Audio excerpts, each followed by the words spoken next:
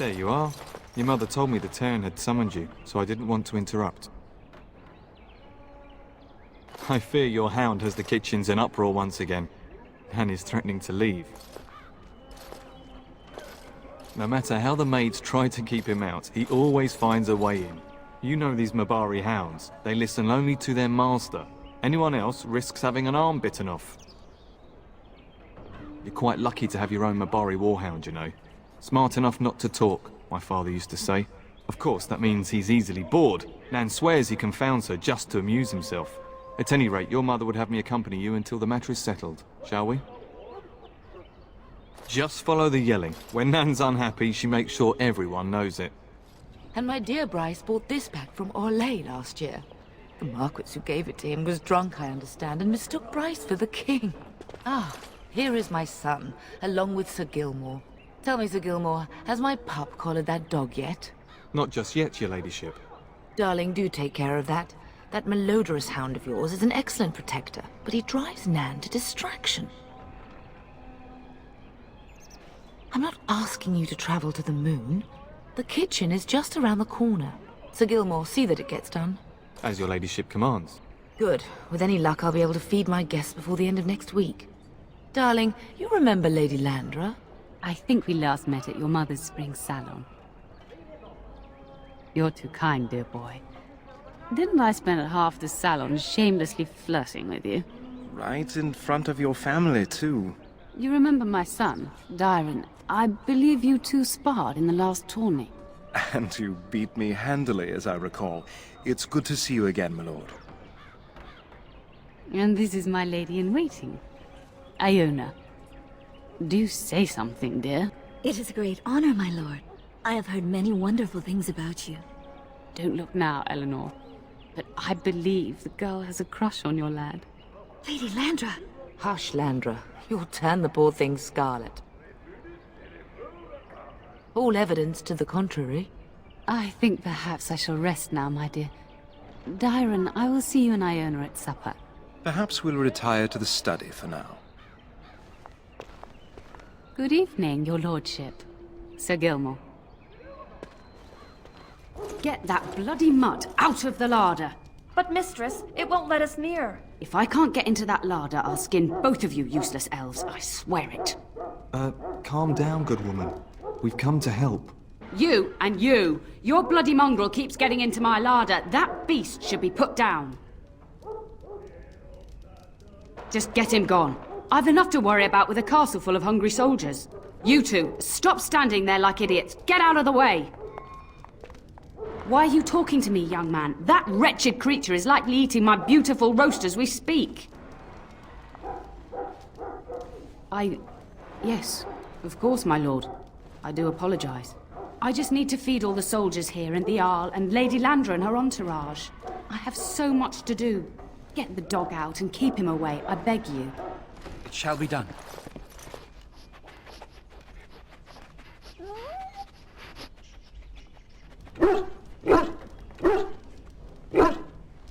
Oh, look at that mess. How did he even get in here?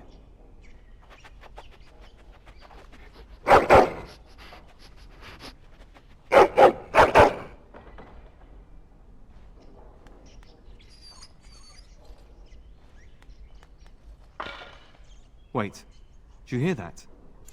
Giant rats? It's like the start of every bad adventure tale my grandfather used to tell. Your hound must have chased them in through their holes. Looks like he wasn't raiding the larder after all.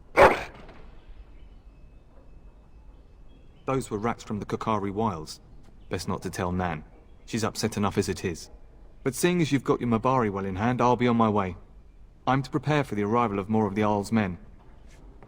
There he is, as brazen as you please, licking his chops after helping himself to the roast, no doubt.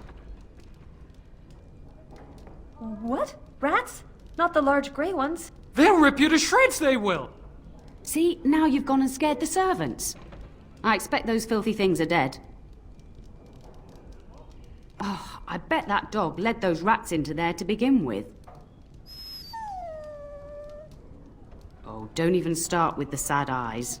I'm immune to your so-called charms. Here then, Take these pork bits and don't say that Nan never gives you anything. Bloody dog. Thank you, my lord. Now we can get to work. That's right, you two. Quit standing about. That is a wonderful dog. He seems very noble and intelligent. Greetings once again, my lord. My lord is very kind, thank you. Lady Landra has been very good to me. I am lucky. If I may, your mother has no ladies-in-waiting herself. Is that usual for a noblewoman of her rank? That is not a sentiment I see amongst other noblewomen. My family has been in service to hers for many years. Lady Landra elevated my place as a reward for our loyalty. I hope this position might pass to my daughter. Forgive me, I shouldn't have mentioned her. Her name is Amathine. Her father died of a wasting sickness 2 years ago. Thank you. He is with the Maker now. I have risen very high for my people. I would not tempt fate by wishing more. Lady Landra is good to her elven servants. That is not true in many households, but I hear it is in yours. It speaks well of your father to show such compassion. I am an open book, my lord. What would you like to know? No longer. I have little time for such things. You flatter me, my lord. I am not so pretty that suitors are lining up, if that's what you mean. That is an awkward question. What do you mean? Some humans, yes, without question. Lady Landra's manor is not half so large as your castle, so my family lives in the alienage. There, we do not stand out quite so much. In an alienage, my daughter learns what it means to be elven, as much as possible. So much of our history has been lost. Of course. Aren't we doing just that? What else did you have in mind? I see. I think I might like that. If I come to your door once everyone is asleep, would that be agreeable, my lord? Until tonight, then. Is there really going to be a war, Papa? Will you bring me back a sword? That sword, Oren. And I'll get you the mightiest one I can find, I promise. I'll be back before you know it. I wish victory was indeed so certain. My heart is disquiet.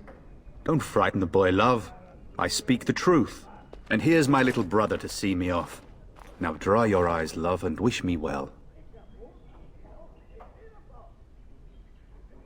He is as mortal as anyone, despite his refusal to believe. Now, love, no need to be grim. I wish you could come. It'll be tiring killing all those darkspawn myself. Surely your father would not place both his heirs in danger? Mother and father have been fighting about it for days. It's too bad. I could have used you at my side. If it's any consolation, I'm sure I'll freeze in the southern rain and be completely jealous of you up here, warm and safe. I am positively thrilled that you would be so miserable, husband. Really? Was he riding a griffin? Shh, Oren. Griffins only exist in stories now. I'd heard that. Did he say why he's come? Oh, if I were a Grey Warden, little brother, I'd have my eye on you. Not that father would ever allow it. Word from the south is that the battles have gone well. There's no evidence that this is a true blight, just a large raid. Could that be true? I'll see for myself soon enough. Pray for me, love, and I'll be back within a month or two. Then the Arl's men are delayed. You'd think his men were all walking backwards. Well, I'd better get underway. So many darkspawn to behead, so little time. Off we go then. I'll see you soon, my love. I would hope, dear boy, that you plan to wait for us before taking your leave. Be well, my son. I will pray for your safety every day you are gone.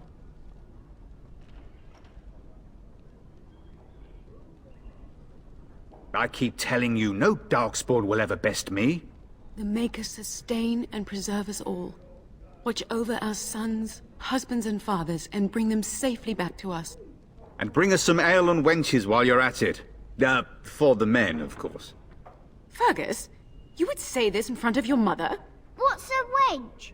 Is that what you pull on to get the bucket out of the well? A wench is a woman that pours the ale in a tavern, Orin. Or a woman who drinks a lot of ale. Bryce, Maker's breath. I swear it's like living with a pack of small boys. I'll miss you, Mother dear. You'll take care of her brother, won't you? Oh, good. How thrilling to know I'm so well taken care of. Enough, enough. Pup, you'll want to get an early night. You've much to do tomorrow.